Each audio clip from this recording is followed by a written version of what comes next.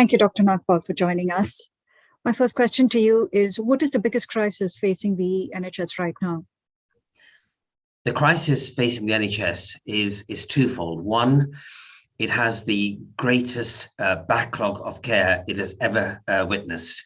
Over 6 million patients waiting for treatment. On top of that, probably more than 10 or 20 million people who are waiting for outpatient services. And on top of that, we've got a workforce crisis where we have over 100 vacancies in NHS hospitals and about 8,000 doctor vacancies. So we've got a mismatch between record demand and also a lack of healthcare workers to deliver that care. What has been the impact of the pandemic 2 years on healthcare workers, especially those from an ethnic background, you would say? Well, for all healthcare workers, the last 2 years has probably been the most physically and emotionally challenging in their professional lives. Doctors have seen illness and death at levels they've never experienced before. But what's been particularly traumatic for healthcare workers from ethnic minorities is to have seen, especially in the first few months of the pandemic, a toll of illness and death that has been disproportionate from many in ethnic minorities. Remember, I speak on behalf of doctors, and the first 10 doctors who died of COVID were all from an ethnic minority, and something that I called out in early April, and we demanded that the government review that. We now have 84% of all doctors who have died coming from ethnic minorities. We've again got similarly disproportionate figures for ethnic minority nurses, care workers, and those doing key roles throughout the pandemic. Now, we are at the moment, of course, in a stage of the pandemic when the levels of serious illness have dropped because of the vaccination program. But actually, for many of those ethnic minority doctors, the issue around the pain and trauma of the first few months is still remaining. And we have, of course, lost many of our colleagues. The other issue that has been particularly hard for us from ethnic minorities is that the pandemic also revealed or exacerbated historic inequalities in the way doctors of different backgrounds are treated.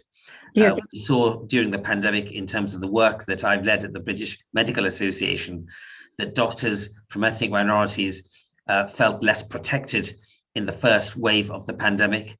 They felt 2 to 3 times more pressure to see patients without adequate PPE. Remember, for the first few months, that we had severe shortages of protective equipment. Yes. They actually said that during the pandemic, they were suffering bullying and harassment at higher levels than before. And when we asked doctors, why did you not speak up? Why did you not challenge if you felt you weren't adequately protected? They said they were afraid to speak out because they thought it would affect their career progression or that there would be some adverse consequence. Now, that sort of reality has pre-existed before the pandemic, but in fact, during the pandemic, it cost many their health and in some cases their lives. What have doctors told you about the impact of the pandemic on their mental health? And is this something of a taboo topic in the healthcare sector? Doctors, by their very nature, care for others. And I think one of the real downsides of that is that doctors are often not as willing or able to speak about their own pressures and their own burnout and their own mental health. During the pandemic, we've seen a significant increase in worsening of mental health of doctors generally. And for ethnic minority doctors, they've reported greater levels of stress in terms of issues of fear of not being protected in the first phase of the pandemic, continued concerns that they've not been treated equally, and afraid, of course, that if something goes wrong, they feel that they're more likely to be blamed. So it has taken its toll on ethnic minority doctors with this added dimension of inequality. The other thing, of course, is that doctors are physically exhausted. Doctors have, during the pandemic, had to often be redeployed in different roles, ENT doctors having to work in critical care, for example. Doctors have had to work in hospitals without visitors for a long time, had to be the conduit between a patient on their, on a hospital bed in their dying days and holding a smartphone so that the patient could communicate with a loved one. These experiences, I believe, will linger and will be imprinted actually in the minds of many healthcare workers forever. And there is a concern that for some healthcare workers, there'll be an element of post-traumatic stress disorder. But what they've actually been doing, and what we have all been doing during the pandemic, is actually doing our duty. And many, I believe, have kept a lot of their mental anguish to one side, but actually they are suffering. And I believe that we will now, in the coming months and time to come, have to be addressing that. Something that you have raised in your letter to the Chancellor over the weekend last week. How do you envisage bridging the inequalities in healthcare? The government has said they'll set up an office to deal with it. Do you think that's adequate? Well, with regards to the inequalities during the pandemic, I mean, they've been so stark and it demanded the government to take action. We have been disappointed that the government's own commissioned review by the Race Disparity Unit did not acknowledge the existence of structural racism or structural factors that lead to inequalities for ethnic minorities. But more importantly, for me as a doctor, it did not, in fact, look into the issues of inequalities of the medical workforce. In fact, even now, with the government's most recent response to the CRED report, it again fails to mention or fails to acknowledge openly that there are structural factors that result in inequalities. And the problem is, unless you're open about those structural factors, you then don't have a way of resolving them.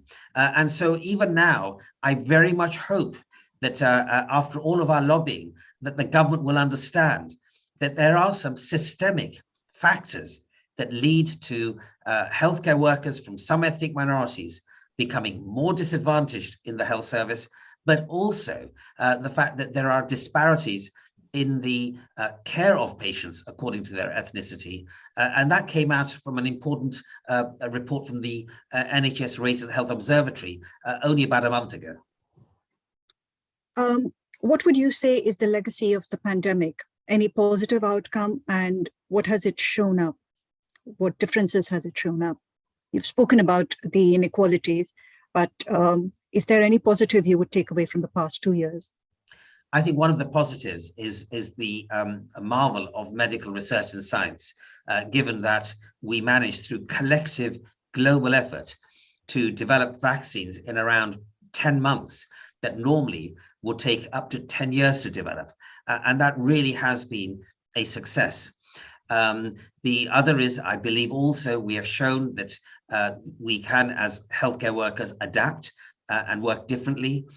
We have been able to provide remote consultations and using digital technology in ways we've never before. We've given patients the use of technology such as pulse oximetry, which has been around for a long time, but before the pandemic, we weren't empowering patients to be able to look at their own health in this way and measure the way in which their health was faring. So there have been some positive elements in that regard. But I think the legacy of the pandemic is that it highlighted that we have a health service that for far too long has been under-resourced, for far too long has had too few doctors and nurses and other healthcare professionals, that didn't have enough hospital beds, does not have enough equipment. And what the pandemic highlighted was that we weren't able to manage the demand. So as a result, even when the government built these large Nightingale hospitals, we didn't have the staff to fill them. And we had to stop routine services for months, which has now added to this huge backlog because we didn't have the facilities and staff to do both COVID and non-COVID care. And I believe that one lesson, and the important lesson rather, is that moving forward, we have to create a health service that has got the people, the doctors, nurses, the hospital beds, the facilities in the community, general practice, social care that is properly resourced, so that if we have another surge of demand in the future, it doesn't have to just be a pandemic. It could be a bad flu season, that we have the capacity to manage such surges and carry on caring for the population.